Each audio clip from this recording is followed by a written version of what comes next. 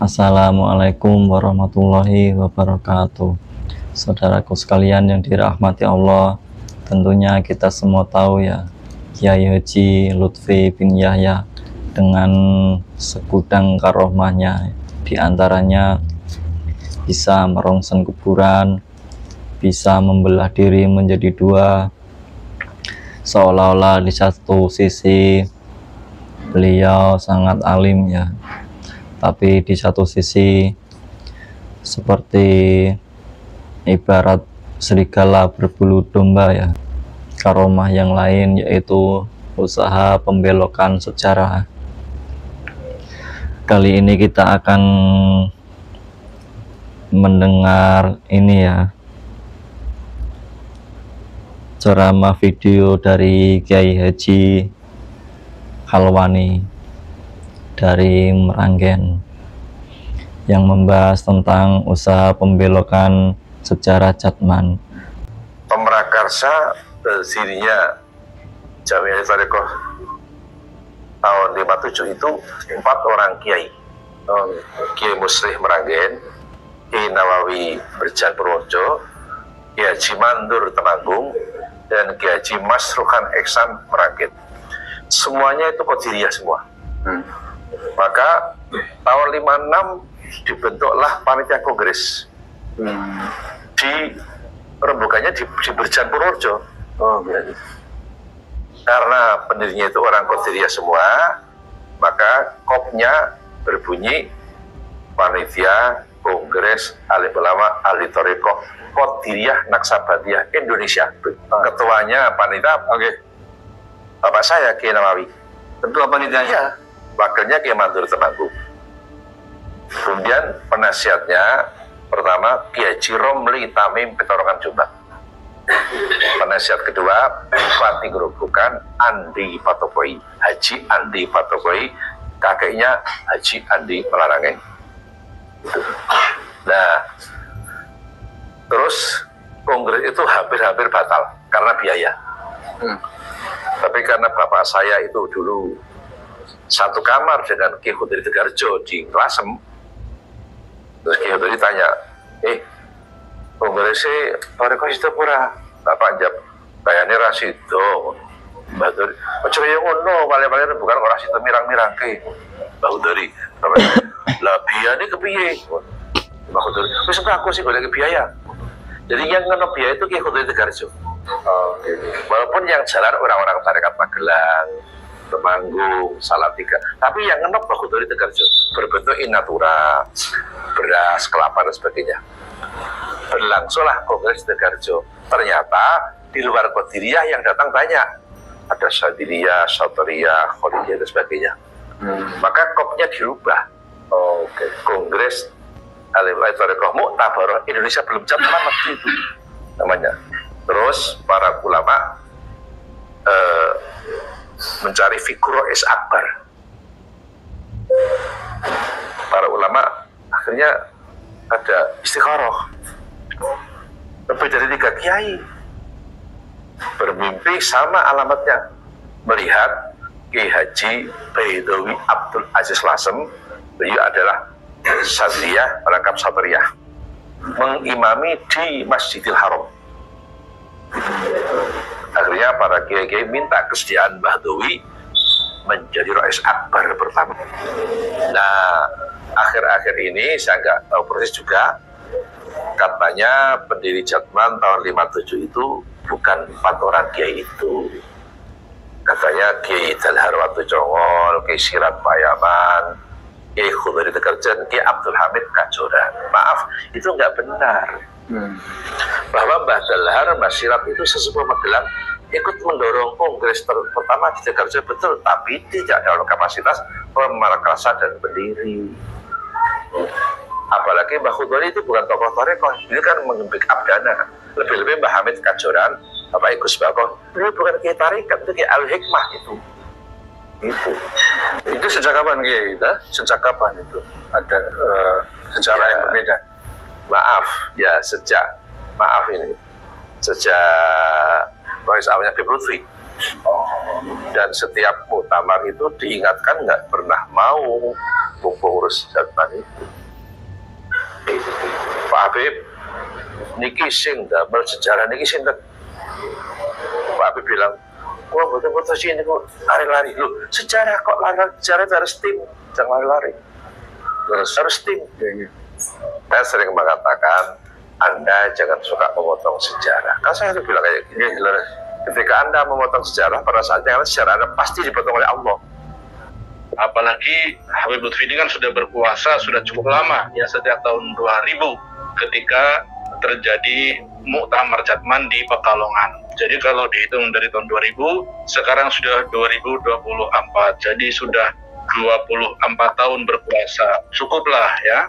Jangan menjadi Fir'aun ya yang ingin berkuasa selamanya sehingga saking kuatnya ilmu itu, maka iya, jadilah dia seorang penguasa yang tanpa tanding dan tidak ada yang berani mengoreksi. Ini tidak boleh dalam tubuh NU.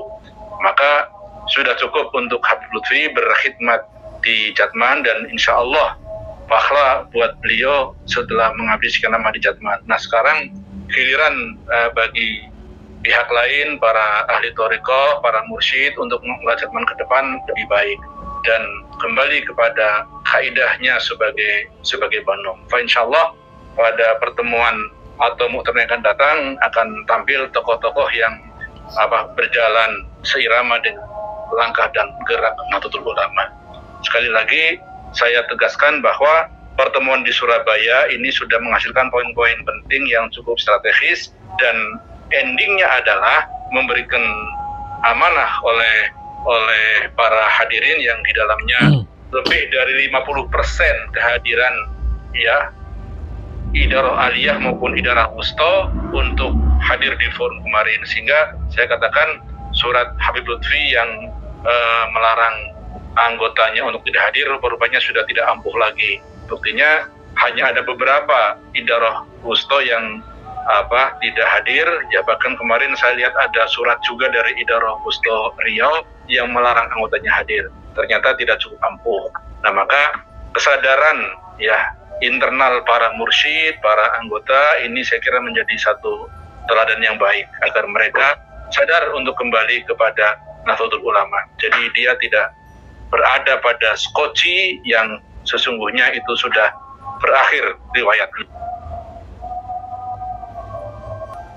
Itu tadi ya saudaraku sekalian, penjelasan dari Kiai Haji Khalwani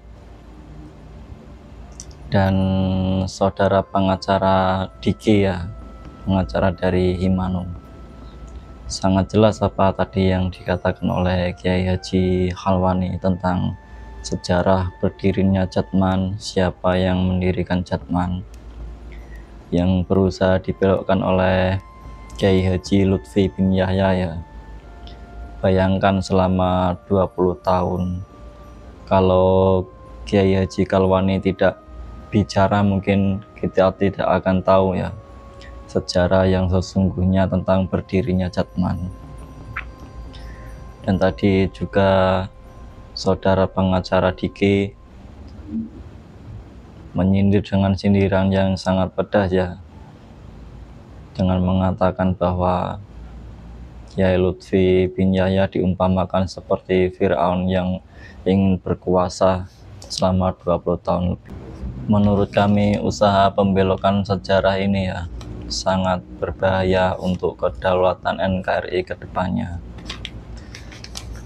Sebagaimana kita tahu, negara Indonesia merupakan negara yang besar, negara yang terdiri dari berbagai agama, suku, ras, dan budaya. Tapi keharmonisan itu seolah-olah akhir-akhir ini diacak-acak ya oleh para Habib Alawi dengan doktrin-doktrin mereka yang seolah-olah ada pengkastaan ya. Seolah-olah mereka menganggap keturunan mereka paling mulia, sedangkan yang lain lebih rendah derajatnya. Menurut kami pencapaian yang luar biasa ya kalau negara Indonesia ini masih utuh dalam negara kesatuan Republik Indonesia. Kenapa?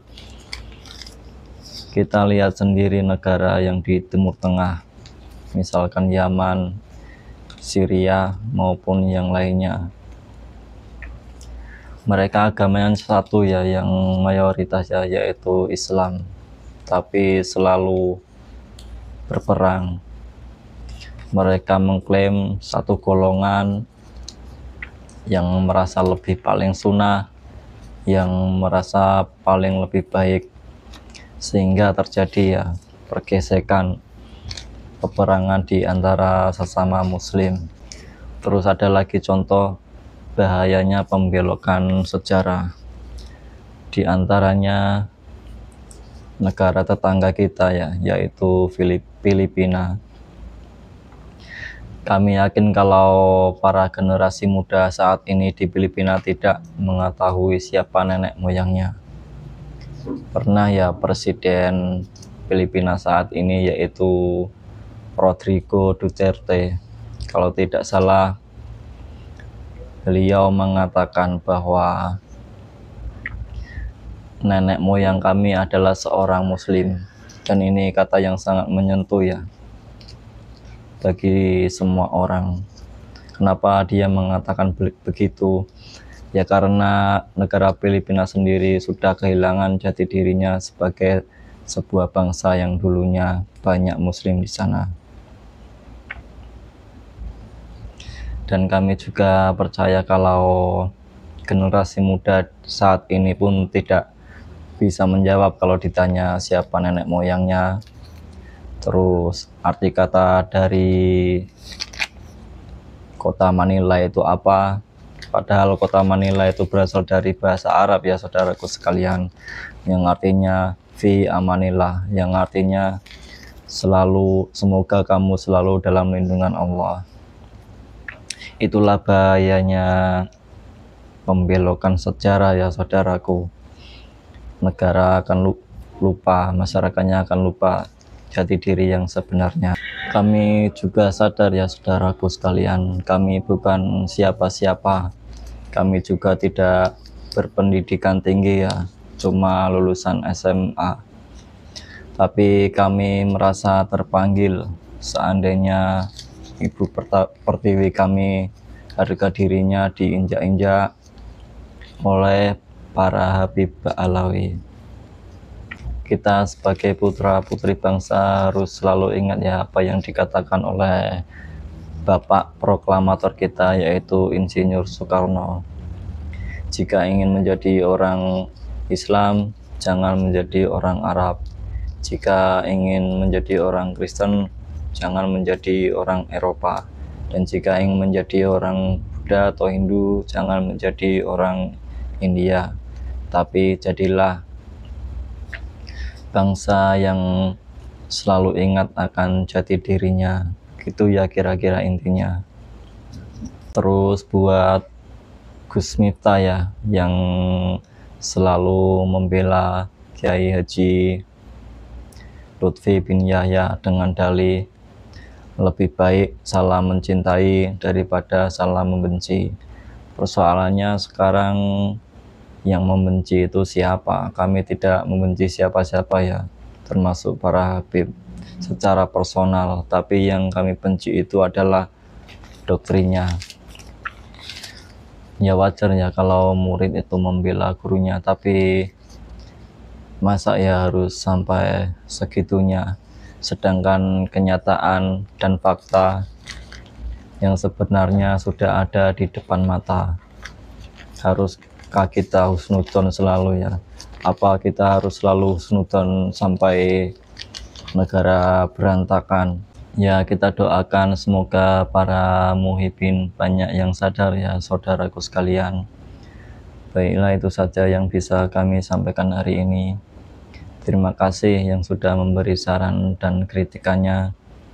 Kami mohon maaf jika ada kesalahan dan kekurangan dalam penyampaian, karena kelebihan dan kesempurnaan hanya milik Allah Subhanahu wa Ta'ala, sedangkan kekurangan dan kelemahan berasal daripada diri kami sendiri. Wassalamualaikum warahmatullahi wabarakatuh.